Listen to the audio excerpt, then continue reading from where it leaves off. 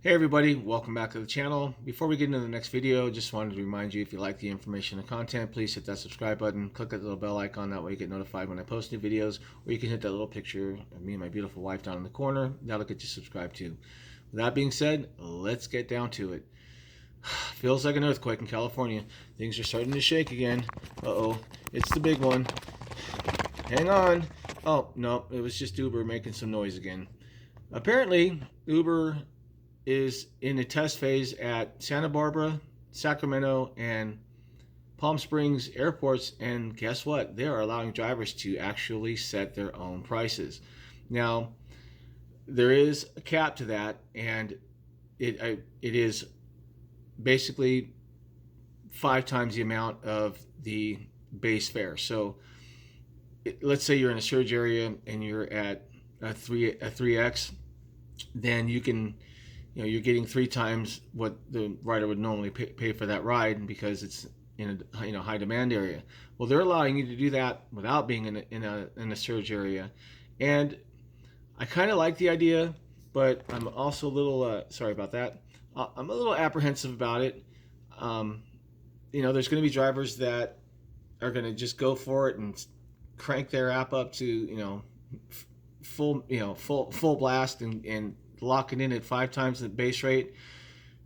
There's going to be drivers that are going to just sit at the low end of it and just sit straight at the base rate, and then there'll be drivers such as myself that are going to look at their market and figure out, okay, what type of vehicle am I driving, and what times am I driving, what's the demand going to be like, and are people going to actually pay to the extra money to get a ride? And I do believe the way that it's supposed to work also is that obviously the lower fares are supposed to get the ping first. I don't know. I still kind of think that it's going to go to the closest vehicle, and once you've set your pricing, then the passenger obviously has the option to go, okay, yeah, that was normally a $10 ride, now it's a $25 ride, but I need to get where I'm going, and either accept it or decline it. And again, I think that this is a good move on Uber's part if the drivers don't get greedy. You have to know your market, and it's going to be it's going to be a learning curve for everybody.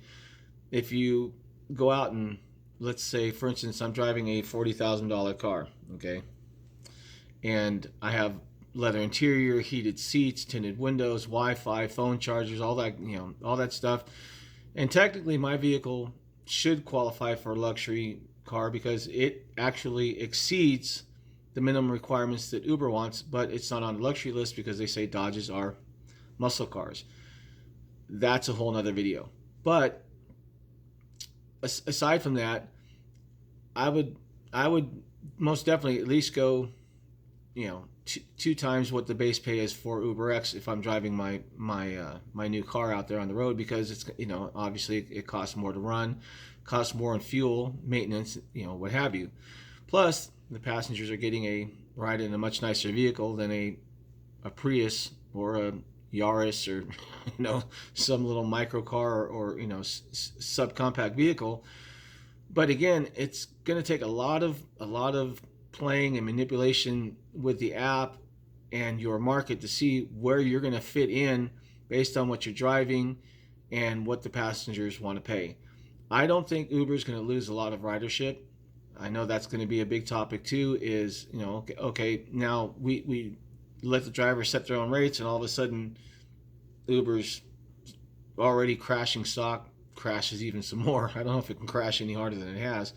But if drivers are very meticulous about how they do this and how they play with that surge and that rate increase, then everybody benefits.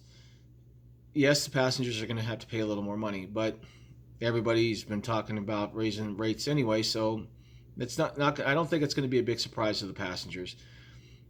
If the drivers get paid more and the passengers are getting charged more, then Uber is going to make more.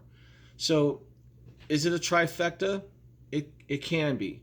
But again, you have to know your market, and you're going to all of us, every driver in California is, once this gets out of the airports and starts getting into the major metropolitan areas, it's really going to have to gauge what they're, what they're willing to, how much they're willing to raise their rate to see if they're going to be able to still accept rides.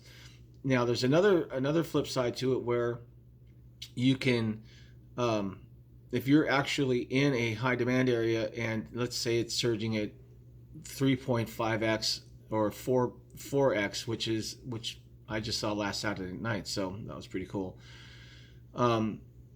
It doesn't say, I didn't read anywhere that if you're already at 2x and you roll into a 4x, then technically that's six times multiplier. I don't think it's going to happen. I think it's still going to cap out at 5. So let's say you roll into a 3.5 times surge area and you're at 2.0 surge on your app. That's 5.5. I don't think that's going to happen. I think it's still going to cap out at 500% no matter what you set your rate at. But when you're not in a surge area, then I think that's where, again, playing with the numbers and knowing your market's going to be really big. I'm still on the fence with it. I like the idea. I personally think I have a vehicle that's nice enough to be able to increase the amount that I'm going to charge my passengers, and I think that they would pay for it. I don't think Uber is going to lose money, and I think if drivers really think about it and know and learn their markets and play this right, it can be really beneficial for everybody. However, I do think it's temporary. Because this AB5 is in litigation, I don't know what's going to happen. I don't think Uber is going to beat the state of California. I don't think Uber is going to leave the state of California because it's one of their most profitable states, next to Florida and pretty much Florida. California has it's a very lucrative state for Uber, and I don't think they're just going to walk away from it. That would be detrimental. But I'm on the fence with it, and I just wanted to kind of throw it out there and give you my opinion.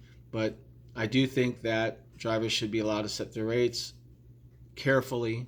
Don't get greedy, because if you get greedy, you're just not going to get rides. And if you bottom line everything, then you're going to be doing a ton of rides, but you're not going to be making that much more because you're going to constantly be running calls, and the time it's going to get you it's going to take you to get back into an area or what have you. If you don't, if you're just a local driver, I don't see it being that much more beneficial. So being somewhere in the middle of that platform and knowing your market, I think is going to be essential. And with that being said, there's like I said, Rideshare Professor did a really nice video on it. Dustin Is Driving did a really good video on it. Real Rideshare Stories did a nice video on it too, so I figured I might as well jump in the game and put my opinion out there. I live in an area that covers 2,200 square miles, and again, just bought a brand new car. And do I like it? Yes, I do. Do I think that the vehicle I drive, I can justify raising my rates to twice what I would normally charge? Absolutely. Do I think that people are going to get greedy? Mm-hmm. Do I think that people are going to try to undercut? Yep. Do I think that this whole thing is going to take some time to get used to? Yeah, I do. But I think that if we can all get on the same page and really, like I said, know your market and know what people are willing to pay, I think it'll be extremely beneficial to the drivers in being able to actually make a little more money out of this than we have in the past. I think Uber stands to make a lot more money out of it too if the drivers do it right. And I don't think ridership is going to drop if the passengers have to pay more, because they'll be able to look at their app and they can decide whether or not they want to pay for the vehicle that got pinged at $30 for a ride that would normally cost $15, or if they're going to just keep flipping through. Just like we're allowed to decide whether or not we want to take that $2, $3, or $4 ride. And this is going back to Torsten, the Rideshare Professor. I drive for $5, under $4 no more, or under $4 ignore. I like that campaign that he put out there, and I'm not taking rides that are under $5, and that's even in my Dodge Dart, because they're not worth it. To drive 8 miles to pick up somebody for $3 is ludicrous. It equates to about 20 cents a mile for that entire trip, and that's not gonna do anything. That doesn't even cover gas. So with that being said, Uber shakes it up. Drivers, do it right. Passengers are going to pay if they want to get from point A to point B. And if we do it right, and you think about it, and you learn your market, and you learn how to use this, I think everybody, drivers, passengers, and Uber alike, will benefit from it. But the key is to not be greedy. Be smart. Use your head. Don't use your whatever else. If you want it to work and stay around, then you have to be smart about it. So that's my take on it, and that's about it. I really don't know what else to say. Like I said, right now it's only at the 3 airports: Santa Barbara, Sacramento, and Palm Springs. Although I do believe it should expand to the major metropolitan areas, and eventually it'll be everywhere in California. How long is that going to take? I don't know. But again, bottom line, drivers, don't get greedy. Be smart. Know your markets. Set your rates accordingly to where you will get rides, but you're not gouging.